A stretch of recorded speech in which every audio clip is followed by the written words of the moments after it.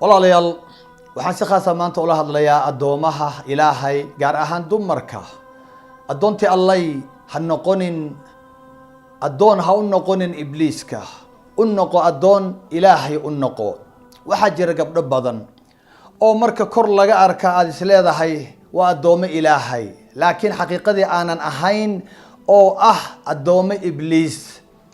ibliiska dhaar waatuu ku maray, wallaahi ilaahay buu dhaar u marayaa, wallaahi waan amrayaa ilmaha aadam, waan amrayaa, waxaan yeelanayaa oo aan ku yeelanayaa addoomo aniga i caabuda oo ay abuurkaagii bedelaan, abuur kale aan u samaysto, kuwa aniga ii go-an ayaan yeelanayaa. ha ku fikirin buu leeyahay ibliiska, ilaahay buu ku leeyahay in ilmaha aadam oo dhan ay adiga addoomo ku noqdaan.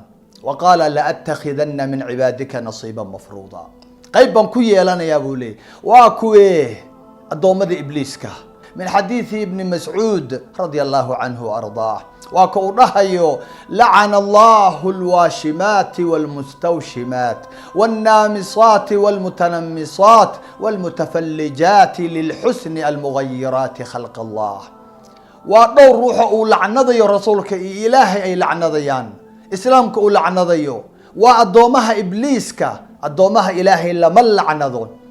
gabadha halkaa timaha halkaa ku yaala, timaha gabadha xiirta xaajibeynka, sunniyaha xiidha amaba yaryaraysa, tan samaysa iyo tan loo sameeyo, iyo kuwa mustawshimaadka oo isu yeela taatuuga, jirkooda wax ku sawiro bedela, ku raali ahaan waaye quruxda ilaahay jirkoodii u yeelay oo bedela, ama halkaa bar u yeela, ama sidii hindidii halkaa wax u samaysta, ama halkaa iska turqa.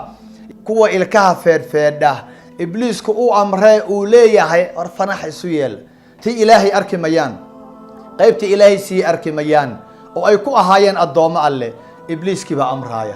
saa ibliisku wax ma abuuri karaaya oo isaga awood ma laha uu insaan ku abuuro, laakiin muxuu dhaar ku maray in uu abuurka ilaahay faragelinayo. gabadhii ilaahay maariin ka yeelay, gabadhii ilaahay ilkeedii isku dhejiyey, gabadhii ilaahay sunniyaha u yeelay, gabadhii ilaahay jirkeedii qurxiyey, isaga wuxuu dhahayaa sidaa qurux maaha, wuu bedelayaa marka, wuuna amrayaa. war yaa amarka qaata?